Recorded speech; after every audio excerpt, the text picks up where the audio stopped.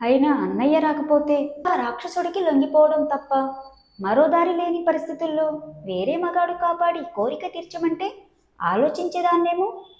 అన్నయ్య అని పిలుస్తున్నానే కానీ తను పరాయి మగాడేగా. అమ్మో, ఏమైంది నాకు ఈరోజు? పాడు ఆలోచనలు పెరిగిపోతున్నాయనుకుంటూ స్నానానికి వెళ్ళింది. చాలా రోజుల తర్వాత ఒక మగాడి స్పర్శ వల్లనో తనకు ఒకరు తోడున్నారనే ఆనందం వల్లనో తెలియదు కానీ చాలా ఏళ్లుగా తనలో ఉన్న కోరికలు మొలకెత్తుతున్నాయని ఉమాదేవికి అర్థమవుతుంది. కొద్దిసేపటి తర్వాత శ్రీదేవి వచ్చి, అమ్మా, నేను మా ఫ్రెండ్ ఇంటికి వెళ్తున్నా, అరగంటలో వస్తా అంటూ చెప్పి కిచెన్లో ఉన్న ఉమాదేవి మాట కూడా వినకుండా పరుగులు తీసింది. దీని ఆనందం తగిలయ్యా, దీనికి ఏమొచ్చినా తట్టుకోలేం.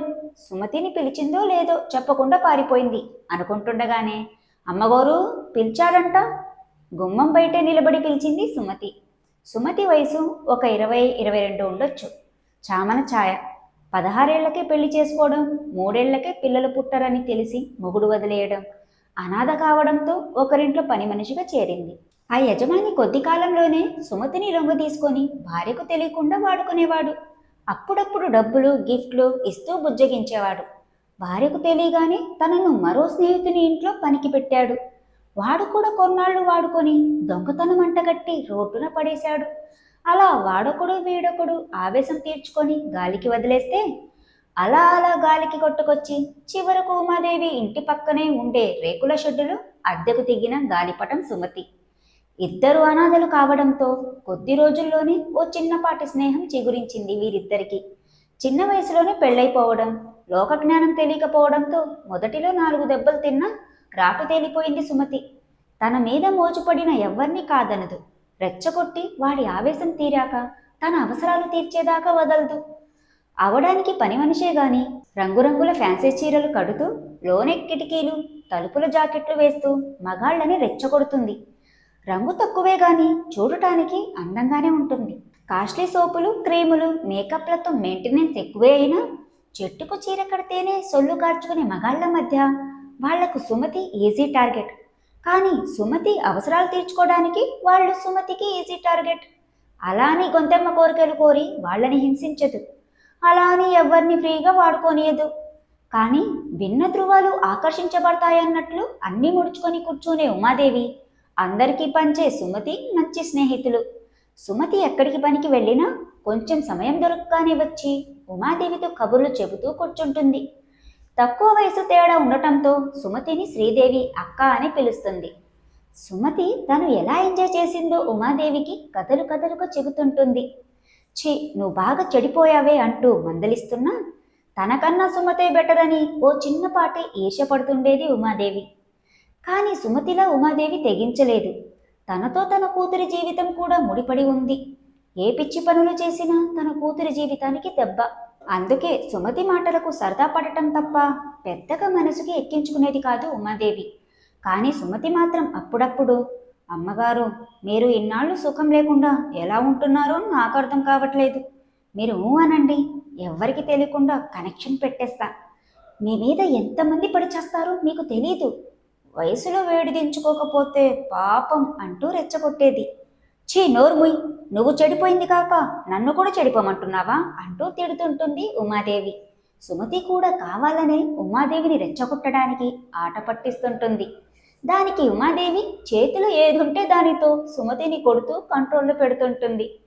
ఉమాదేవి ఒంటరి జీవితంలో సుమతి ఓ ఓయాసిస్సు కావడంతో ఉమాదేవి ఎప్పుడు సుమతిని దూరం పెట్టాలనుకోలేదు. అలా అని సుమతి చిలిపి మాటలకు చేష్టలకు లొంగిపోయేది కూడా కాదు. అందుకే శ్రీదేవికి యాక్సిడెంట్ అయినప్పుడు ఎవరిని అడగాలో తెలియక సుమతిని డబ్బులు అడిగింది ఉమాదేవి. సుమతి వాడి దగ్గర వీడి దగ్గర డబ్బులు తీసుకుంటుందే కానీ పెద్దగా దాచుకొని మనస్తత్వం కాదు, ఖర్చు పెట్టేస్తుంది. ఒక్కసారి అంత డబ్బు అనగానే రంగారావు గుర్తొచ్చి వాణ్ణి తగిలించింది సుమతి. రంగారావు కూడా ఓ సెక్యూరిటీ అధికారి కేసులో సుమతికి హెల్ప్ చేసి అప్పటి నుండి సుమతిని వాడుకునేవాడు. రంగారావు ఒకసారి సుమతి కోసం వచ్చినప్పుడే ఉమాదేవిని చూసి మనసు పట్టాడు. సాధారణంగా మనసు పడితే ఎక్కువ కాలం వెయిట్ చేయడు, బలవంతంగానైనా అనుభవించేస్తాడు. కానీ ఉమాదేవిని ఎలాగైనా లొంగ తీసుకునే అనుభవించాలనుకున్నాడు. అందుకే సుమతిని కలిసినప్పుడల్లా నీకేం కావాలన్నా ఇస్తా, ఉమాదేవిని పరిచయం చేయమని అడిగేవాడు. అప్పుడప్పుడు బెదిరించేవాడు కూడా. రంగారావు ఉమాదేవిని బెదిరించడం మొదలుపెట్టిన కొన్నాళ్లకు ఒకసారి సుమతి రంగారావు మాట్లాడుకోవడం చూసింది. అందుకే సుమతిపై కోపంతో సుమతిని పిలిచి చెడామడా తిట్టి కావాలని చేసిందని సుమతిని నిందించి ఇంకెప్పుడు తన ఇంటికి రావద్దని మాట్లాడొద్దని చెప్పింది. ఏంటే బయటే నుంచున్నాం, లోపలికి రా అంది ఉమాదేవి. అంటే నీ కోపం తగ్గిందో లేదో అని అంటూ మెల్లగా లోపలికి వచ్చింది సుమతి. సుమతి చేసిన మోసం గుర్తొచ్చింది ఉమాదేవికి. ఏం లేదే, ఆ రంగారావు గాడు వాడి బ్రోకర్లు వాడికి సాయం చేసిన వాళ్ళందరినీ మొక్కలు విరిచి మూల కూర్చోబెట్టారంట. నువ్వెలా ఉన్నావో అని కొంచెం కోపంగానే అంది ఉమాదేవి. మీకింకా కోపం తగ్గలేదమ్మగారు. నేనేం కావాలని చేయలేదు. నేను మీకోసం డబ్బులు కావాలని వాడికి చెప్పలేదు. నాకు కావాలని చెప్పాను. ఎలా తెలుసుకున్నాడో ఏమో. మీకోసం అని తెలుసుకొని మిమ్మల్ని తగులుకున్నాడు. నేను నచ్చజెప్పేందుకు ప్రయత్నిస్తే నన్నే చంపేస్తానన్నాడు. సుమతికి చేసింది తప్పని తెలిసినా తనకు వేరే దారి తెలియదు. వాళ్ళు సర్దుకుంటారనుకుంది, కానీ ఇంత పంచాయతీ అవుతుందని సుమతి ఊహించలేదు. అంత తెలివితేటలు కూడా లేవు. సుమతి అబద్ధం ఆడుతుందని తెలిసినా కావాలని ప్లాన్ చేసి ఏం సుమతి ఇరికించలేదు. ఉమాదేవి అవసరానికి అంత డబ్బు అడగటం, సుమతికి ఏం చేయాలో తోచక వాడి దగ్గరకు వెళ్ళడం, వాడు దొరికిన అవకాశాన్ని అందిపుచ్చుకున్నాడు. ఏమైనా నాదే తప్పు. సుమతిని డబ్బు అడిగి ఉండకూడదు. సుమతి తెలిసి తెలియక తప్పు పని చేసిందే కానీ ఉమాదేవికి నష్టం చేయాలని మాత్రం కాదు. సర్లే, నీ పేరు నేనేం చెప్పలేదు. చెప్పుంటే నీకు వాళ్లకు పట్టిన గతే పట్టుండేది అంది గర్వంతో కూడిన గొంతుతో ఉమాదేవి. అంటే అమ్మగారు, వాళ్ళని కొట్టించింది మీరా? ఒకంత ఆశ్చర్యంతో అడిగింది సుమతి. అవును, మా బంధువు ఒకరితో నా బాధలు చెప్పుకుంటే ఆయనే అంతా చూసుకున్నారు. అంతే గంభీరంగా చెప్పింది ఉమాదేవి. పోనీలే అమ్మగారు, మీరు బయటపడ్డారు. అదే 10,000. వాణ్ణి చావగొట్టి ఆసుపత్రిలో చేర్చారంట. లేచి నడవడానికి 6-7 నెలలు పడుతుందట అందరు చెప్పుకుంటున్నారు. చాలామంది ఆ దయ్యాన్ని వదిలించిన దేవుడెవరో అనుకుంటున్నారు.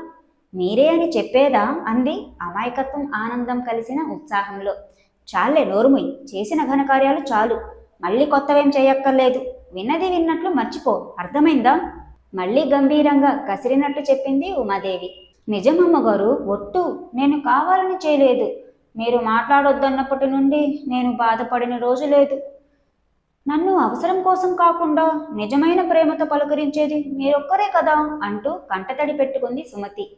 సుమతి మాటలకు ఒకంత కరిగిపోయిన ఉమాదేవి, సర్లే, ఈ వెధవేషాలు మానేసి నాతో నేను చెప్పినట్టు ఉంటానంటే ఉండు, లేదా నీ దారిన నువ్వు పో అంతే గంభీరంగా చెప్పింది ఉమాదేవి. మీ ఇష్టం అమ్మవారు, మీరు చెప్పినట్టే వింటా. మరి నా ఫ్యాన్స్ నన్ను వదులుతారా? ఒకంత అమాయకంగానే అడిగింది సుమతి.